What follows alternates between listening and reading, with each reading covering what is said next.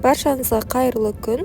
Көпшіліктің сұрауымен менің әрдайым тапсырысқа жасайтын Whoopie Pie тәттісінің жасалу жолымен бөлісетін боламын.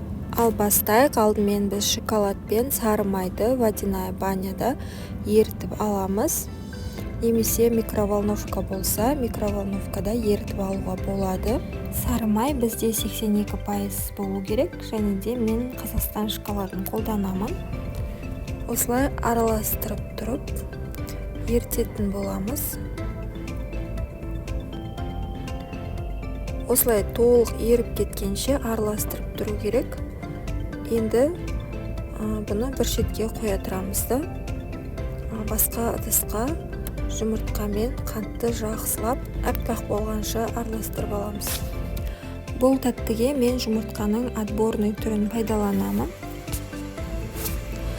Осылай аппақ болғанша жақсылап көпіртіп араластырып алдық. Енді алдын ала ерітілген шоколад пен сары майымызды салып, бұны да жақсылап араластырып жібереміз.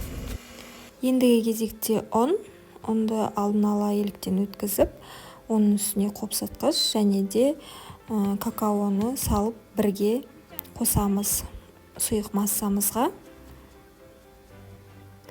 Және де бұны да жақсылап барлығы біріккенше араластырамыз. Масса осындай болып шықты. Қою.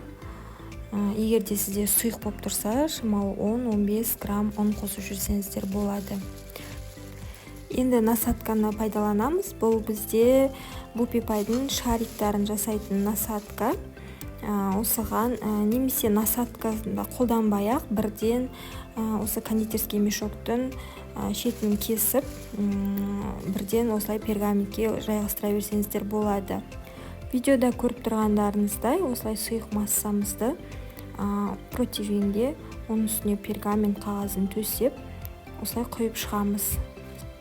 Араларын ашып, қатты жақындатпаймыз, өйткені піскен кезде олар жайылатын болады.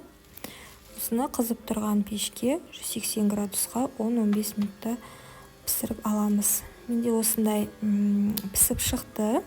Көріп тұрғандарыңыздай қатты жайылмаған, және де формасы да әдемі болып шықты. Осылай, егер де сіздер әр қалай болып шықса, сіздің дөңгелектеріңіз осы стаканның көмегімен бірдей қылып дөңгелетіп алсаңыздар болады. Осы ингредиенттермен 12-13 дана пирожный шығады.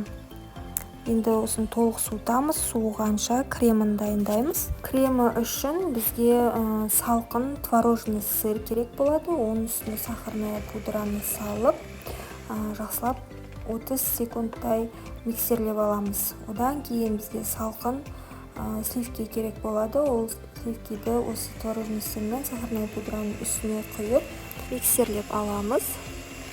Міндетті түрде миксердің ең төменгі жылдамдығынан бастап ақырындап көтере отырып миксерлейтін боламыз. Сол кезде бізде қою, осылай ыдысты төңкерген кезде ағып кетпейтіндей крем шығады.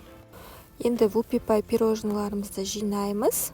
Мен тапсырысқа жасап жатқаннан кейін осылай астарына қағаздарын салып, коробканың ішіне орналастырып қойдым. Енді кремін салу үшін осындай насатка қолданамын.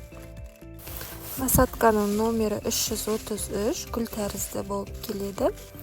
Және де осылай кремімізді кондитерский мешоктың ішіне салып, тәттілерімізге жағып шығатын боламыз. Ары қарай бәрі түсінікті деп ойлаймын. Осылай видеода көрсетілгендей орталарына кремді жағып шығамыз. Осы тәттілерге керек ингредиенттердің барлығын описаниеге жазып қоямын. Сол жерден көріп алсаңыздар болады. Пирожныйларымыз дайын болды. Енді әркім өзінің қалауымен әсемдесе болады. Менде әлі де крем бар. Соны мен осы пирожныйлардың үстіне барлығын салып шығамын. Және де әдемілігі үшін анармен әсемдейтін боламын. Осы видеомды соңына дейін көргендеріңізге көп рахмет.